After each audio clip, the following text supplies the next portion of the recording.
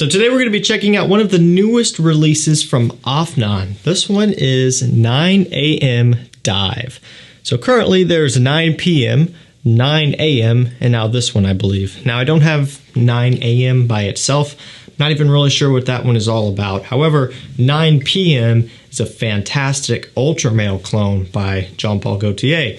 This is nothing like Ultra Male, so I think this 9 a.m. line is kind of arbitrary. It's just whatever they want to throw into this line for their next clone. That's kind of what they do, which is how a lot of clone brands operate, to be fair. Just look at the Armaf Club de Nuit line. That stuff is all over the place. And so what we're going to be doing today is going over this one full review style. I've already been wearing it, testing it, and that sort of thing, so I'll be able to provide you guys with some performance metrics towards the end of the video.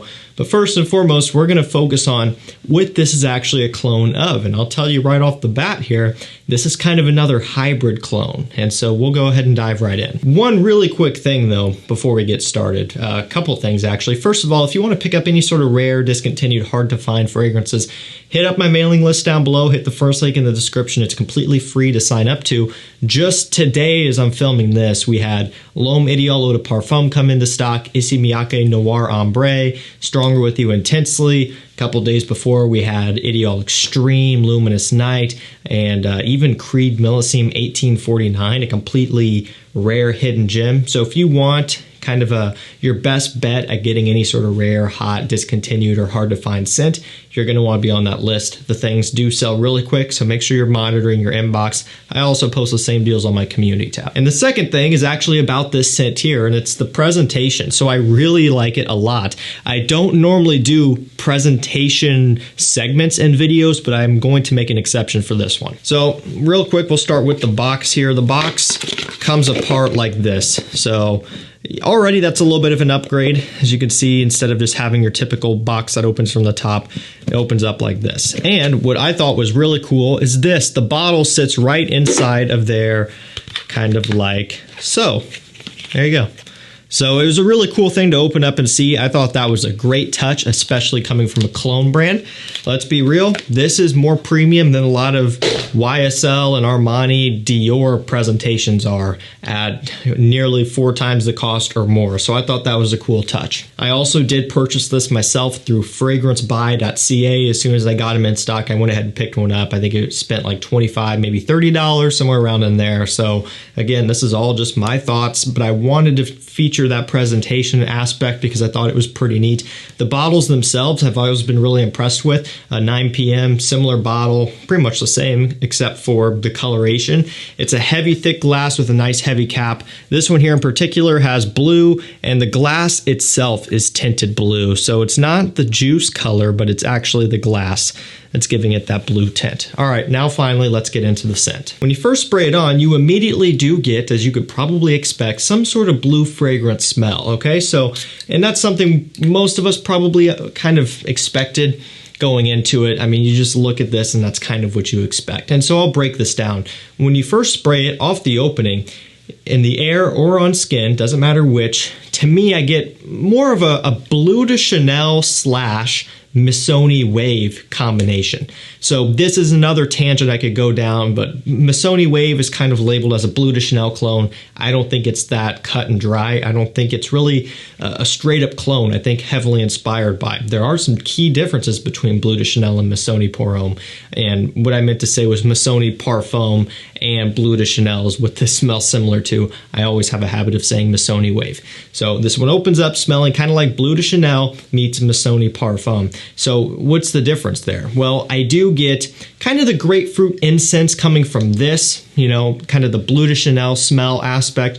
And then I get a little bit of this kind of birchy woodiness and a different style of citrus, which is more so similar to Missoni Parfum from this as well. So it's kind of like a hybrid between the two when you first apply this one right off the opening. But ultimately it is citrusy, it's a little bit smoky, woody, opens up masculine, refreshing, and very likable. You know, this is nothing that's going to offend people, and you'll notice that when you first get your hands on it. So when you start to work into the mid, that's where things kind of get changed up a little bit. And this is where more of the hybrid clone comes into play, because When you get into the mid, you start picking up on some sweeter notes. So to me, this kind of almost starts off like, Bleu de Chanel, Missoni Parfum, and then it kind of transitions almost into like a YSL Eau de Parfum sweetness, and some may even say a little bit of a Dylan Bleu sweetness, kind of that sort of thing. So, when you take a look at all of these that I'm talking about here, Bleu de Chanel, Missoni Parfum, don't really have much of a sweetness to them. But then you take a look at the groups like Dylan Bleu and YSL EDP and that sort of thing, and they do.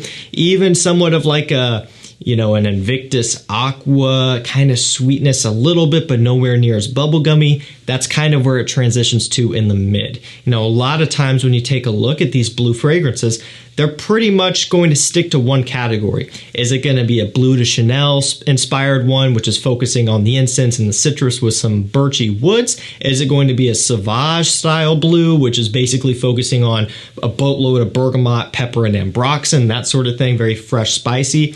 Or is it going to be a YSL Eau de Parfum / Dylan Bleu type of blue, even like an Aqua Atlantique, where they're throwing in a bunch of sweetness and that sort of thing. This is kind of swinging the bat and hitting on a few of those different categories. I would say this would be least similar, though, to the Sauvage style of blue. I'm not getting completely overwhelmed with ambroxan. I'm not getting completely overwhelmed with fresh, spicy notes and peppers. So again, it's the furthest from that. It's definitely not a Sauvage clone in my personal opinion. Not even EDP or Parfum. Definitely not Elixir. Let's take a look at the note breakdown here. We have lemon, pink pepper, mint, and black currant up top. We have incense, apple, and cedarwood in the mid. We have ginger, patchouli, jasmine, and sandalwood in the base. So I always say that you should take note breakdowns with a grain of salt.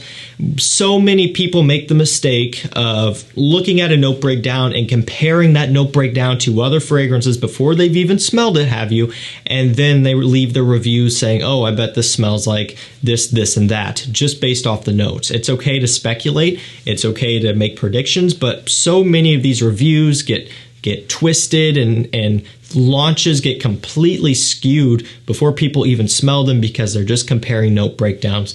Note breakdowns oftentimes are kind of fabricated. When you look at how a fragrance is produced, a lot of times they're going to be going forward with marketing first and foremost, and then kind of what really makes sense, almost as an afterthought, so to speak. Take a look at the new designer brands only giving us 3 notes, right? That is purely for marketing, and they're very selective with the notes that they choose. So the note breakdown isn't always the tell-all tale. It's not the end-all be-all. Oftentimes it can kind of vary. However, I will say in this instance here, when you take a look and kind of start comparing, you get that kind of incensey, lemony, combination of a Bleu de Chanel. Granted, they don't have grapefruit listed. I do pick up on it. But then you kind of get the apple and some of the aromatics, similar to that of a Eau de Parfum. You get the patchouli and incense from a Dylan Bleu. So you could see where people would make those comparisons just by looking at it and not smelling it. But when you actually do smell this, it does check out, and that, yeah, they're kind of combining some different elements here. So let's go and talk about performance on this one. It is an Eau de Parfum. You get a 100 ml bottle, and like I said, in that $20 to $30 range. Being that it's still, pretty much a new, hot off the press, 2022 release, end of 22, so still, new within the past couple of months. The fact that you can get it for that price already is pretty solid. And on my skin, longevity-wise, is kind of right around that 8 to 9 hour range, which I have to say is really quite good. Especially when you consider comparing it to the Bleu de Chanel side of things. Even that one, sometimes people struggle to get 8 to 9, right? It's unfortunate, but it is true, and it is sad. Eau de Parfum and Dylan Bleu and things of that nature generally shoot past that. But for this one to be in the 8 to 9 at this price point, I have no complaints at all with that. Are there stronger fragrances on the blue fragrance market? Absolutely. Are there even some stronger blue fragrance clones? I would say, yeah, for sure there is. However, with this one, you don't want to lead with performance. You want to lead with what you're going to be using it for and what you're looking for in terms of scent. If you want kind of a do-it-all blue that's combining a bunch of different styles, this is going to be one for you. If you just want a very pleasant mass pleaser with acceptable performance and also decent quality and really, really nice presentation for the price, this would also be one you should check out. This isn't going to be one that everyone wants to rush out and get. You know, this might be redundant for you. It just depends on where you're at. That being said, if you aren't completely swamped with blue scents yet in your collection, this would be a nice one to check out for you, because again, you're getting a whole bunch of different worlds kind of combined into one with this. So that's going to do it for me. Afnan 9am Dive. I think this is a really respectable addition to the Afnan fragrance collection and you know, the 9am collection, I guess, or just the 9am/PM collection, whatever. I just think it's a good release overall. And I think for a lot of you guys, it will offer a lot of utility and you'll be able to get your money's worth out of it. And yeah, I think this is pretty solid. Not going to be the most exciting release that we check out here. We have a ton of new designer fragrances that are going to be coming out soon, but I figured I would get this one out because I know a few of you are going to be interested. So I will provide a link to this one down below to discounters for you. And like I said, if you want to get some deals, get on that mailing list. It's completely free to sign up. And just about every day I'm sending out emails all surrounding amazing deals, hard to find things. You will not miss out on these rare gems if you're signed up and you're able to get to the email in time.